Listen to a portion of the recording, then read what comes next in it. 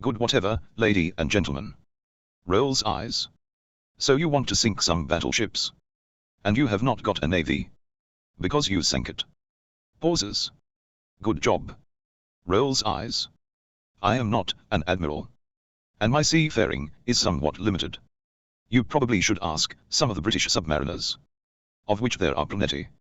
Since they mothballed the fleet. Pauses. Having said that, there are plenty of historical examples of small craft and special operation teams sinking and damaging large ships. Although, these days, attempting to sink a ship manually is a suicide mission.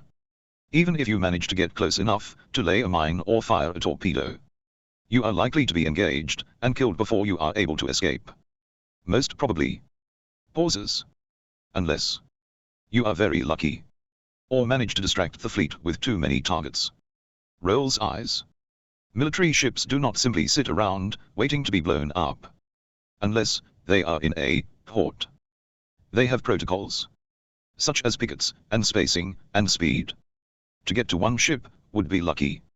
To damage more than one ship, improbable. Although not impossible. Without a fleet to engage another fleet, you need cover.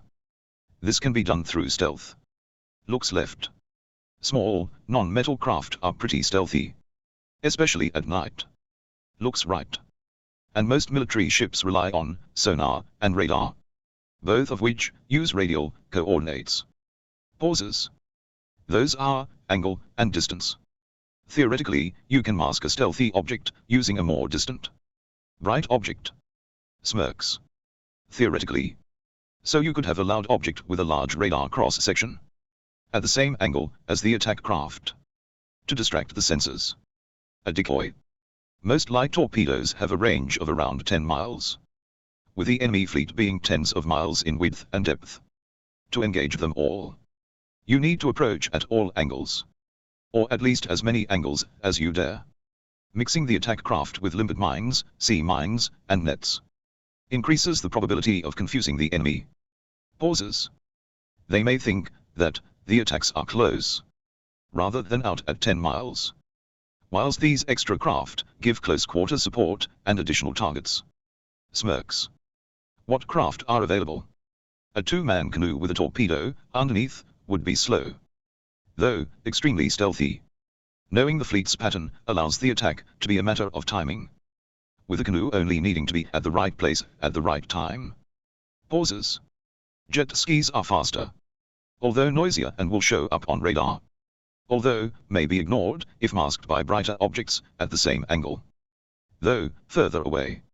Certainly, more fun will be had dodging the bullets and missiles, should the jet ski be spotted, although the outcome of any direct engagement would end the same.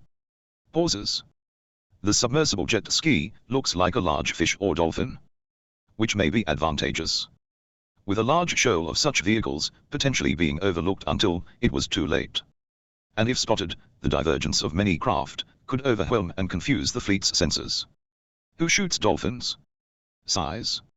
Unfortunately, ships have good visibility, since the sea is generally flat, and the pickets, at least, will have a clear view, with only the direction of any attack giving an advantage, since the fleet will expect an attack from mainland Europe, rather than the direction of Russia or Turkey.